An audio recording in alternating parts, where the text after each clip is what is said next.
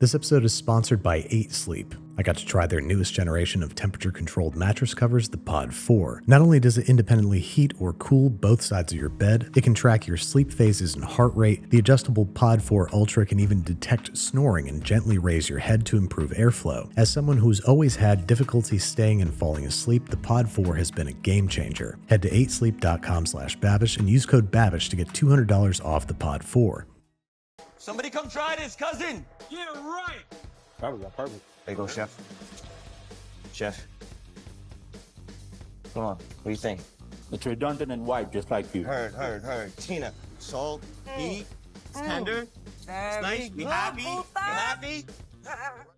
Hey, what's up guys? Welcome back to Binging with Babish, where this week we're taking a look at the Chicago-style Italian beef from The Bear. So first up, we need a control group, and the best I can do here in New York City is special order from Al's #1 Italian beef. A box which contains 8 portions of bread in a bag, 8 portions of their signature roast beef also in a bag, just leave that right there, a quart of gravy or the beef braising liquid, and their primarily celery-based giardiniera. All told, this 8 sandwich kit rings in at about $130 before taxes and shipping. Let's find out if it was worth all the Ziploc bags. First, we're bringing the braising liquid to a simmer, making sure to get all that flavorful goo out of the bottom. Once simmering, we're adding the beef and letting it just heat through. The instructions said 2 minutes, but even that seemed way too long, especially because even after 30 seconds, it was falling apart so much I could barely pick it up with the tongs. At the restaurant, it seems like they're braising medium rare roast beef, but this appears to be fully cooked, so it's no surprise that it ends up pretty scrappy as a result. With the help of a fine mesh sieve, I was able to dole out enough meat for 2 sandwiches, top with their oily, spicy celery-based giardiniera, and then wrap tightly in foil to let it sit for about 2 minutes. This was not in the instructions, but it is an essential step in hot sandwich craft, mostly because it heats the sandwich throughout and softens the bread. So there you have it, Al's #1 Italian beef. Probably a pale imitation of what you get at the restaurant, but let's give it a try. And it's unfortunately not great. The beef is mushy and underflavored, and the bread's a little stale, which I hoped the infamous dipped option would remedy. And it did, but it's also a soggy sandwich. I know this is a popular regional option, but it's just not for me. It's like I dropped it in a puddle or something. So after watching some of their videos on YouTube, I endeavored to recreate the recipe for myself, combining 2 quarts of water, 2 teaspoons paprika, tablespoon each celery and fennel seed, 1 teaspoon onion powder, 1 tablespoon oregano, a teaspoon each dried thyme and parsley, 2 teaspoons kosher salt, black peppercorns, and coriander seed, half teaspoon red pepper flake, 2 large bay leaves, a 1/4 teaspoon ground allspice, and 2 cubes of beef bouillon in a wide Dutch oven with about 2 quarts of water to start. Also, I was beset with tons of extra garlic at the time, so I'm going to throw 8 whole cloves in there, unpeeled. Mix it around, make sure everything's dissolved, make a little mess, and in comes our top sirloin butt, Al's #1 cut of choice. We're going to gently lower that into our spice-laden water, fat cap up, add water as needed until it comes 3/4 of the way up the side of the beef, partially cover and braise in a 300° Fahrenheit oven for 1.5 to 2 hours, until the beef registers about 130° Fahrenheit at its thickest point. Fish it out and put it on a rack, otherwise it'll continue to cook in the hot liquid,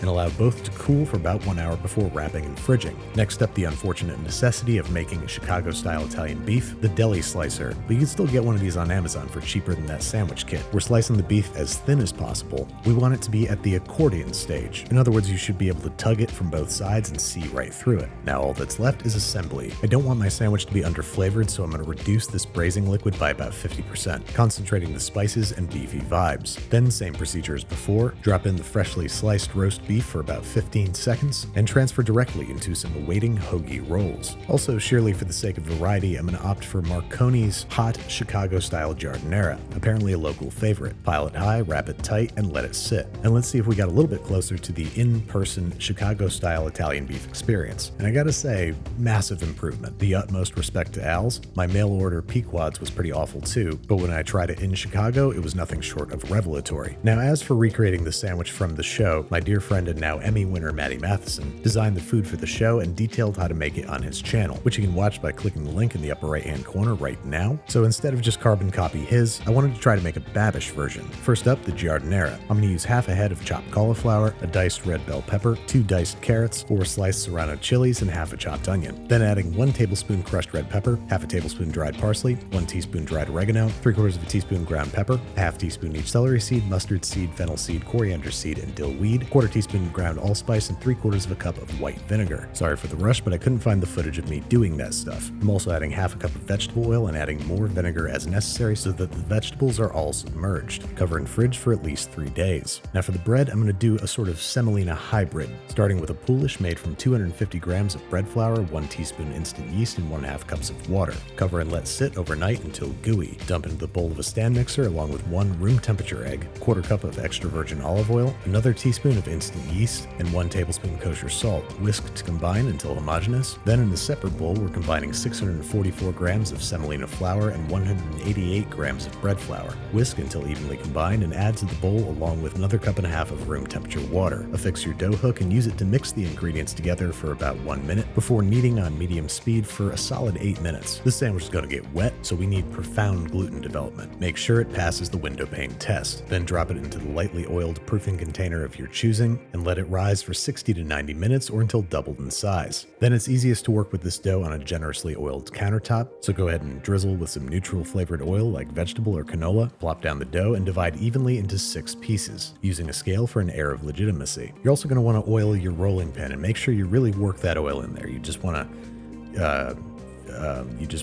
rub the shaft of, we're using that to roll this out to roughly a 14 by 8 inch rectangle. Then starting at the edge nearest you, we're going to start tightly rolling the dough into a log, pressing and stretching as much as possible to knock out any air bubbles. Then this bread loves to blow out the side, so we have to very, very thoroughly pinch the seams shut on the bottom. Make sure the dough is well and truly sealed together and tuck the ends underneath. Then we're placing these on a parchment-lined baking sheet dusted with semolina flour. Rinse and repeat with the remaining dough, and cover with loosely tented, lightly oiled plastic wrap, giving these guys plenty of room to rise over the next hour or so until doubled in size. Now to give these guys a burnished brown crust, we're going to brush them down thoroughly on all exposed surfaces with a beaten egg. Also, if you see any bubbles like this one, now is a good time to pop them. Now with a bread lame or your very sharpest knife, we're going to place 3 diagonal slashes down the length of the loaf. Then they're headed onto a pizza stone in a preheated 425-degree-Fahrenheit oven for anywhere from 15 to 20 minutes until golden brown and, let's be honest, perfect. Allow to cool completely before slicing and eating. Next up, the meat, and I'm going with a 5-pound chuck roast, which I'm going to coat generously on all facets with a mixture of kosher salt and freshly ground black pepper before wrapping and letting it sit in the fridge for at least 4 hours. Next up, I have a few extra oxtails that are on the verge of insolvency, so I'm going to use those for a bunch of extra flavor and to make some nice meat snacks. I'm combining them with 1 roughly chopped onion, 2 roughly chopped carrots, and 4 roughly chopped stalks of parsley, lightly salting and generously oiling with a neutral flavored oil like vegetable or canola. Then I'm going to hit them with about 2 tablespoons of tomato paste, almost like we're making a demi-glace. Toss until evenly coated, and then we're going to dump them into a large roasting pan, and dump that roasting pan into a preheated 425-degree-Fahrenheit oven, preferably with convection turned on, until deeply, beautifully golden brown. This is going to make for a braising liquid worth drinking on its own. Deglaze the pan with about 4 cups of water, making sure to scrape up all that fantastic fond off the bottom of the pan. Not only is this going to add a ton of flavor to the gravy if you leave it on the bottom and might scorch, then I'm also going to add 2 large bay leaves. I hardly know what they do, but they're always there. 1 tablespoon whole peppercorns, a tablespoon of whole allspice berries, a tablespoon of fennel seed, a tablespoon of coriander seed, 2 teaspoons of celery seed, 2 teaspoons of sweet paprika, mostly for color but also for flavor, half teaspoon red chili flake, and 1 teaspoon freshly ground black pepper. I'm also going to add a few fresh herbs, a couple stalks of rosemary, a few sprigs of thyme, and a 1/16 bushel of parsley, or like 5 sprigs. Scoot everything to the side to make room for the beef and nestle it into the cooking liquid, making sure that there's nothing underneath. Oh yeah, I'm also going to have a whole head of garlic and toss that in there, just, I don't know, wherever it fits. And then this guy's headed into a preheated 300-degree-Fahrenheit oven for anywhere from 1.5 to 3 hours, depending on the size of your beef. Now you'll notice that I didn't sear the beef. That's because it's only partially submerged, so the heat of the oven will naturally brown it. After about an hour, I'm going to take it out, temp it, and give it a flip so that it gets browned all over. Now I'm going to stick it in its thickest point with a wireless probe and keep an eye on its internal temperature. I want to pull it at around 130 degrees Fahrenheit. Same deal as before, we're pulling out the roast and letting it cool separately. Then I'm throwing the roasting pan back in the oven because I want my oxtails to finish cooking. Those are totally optional, by the way. You could use beef bones or just omit them entirely. Let the beef cool, wrap it, and fridge it. Set aside your oxtails for snacking and strain the cooking liquid through a fine mesh sieve, pressing down on it to extract every last golden drop.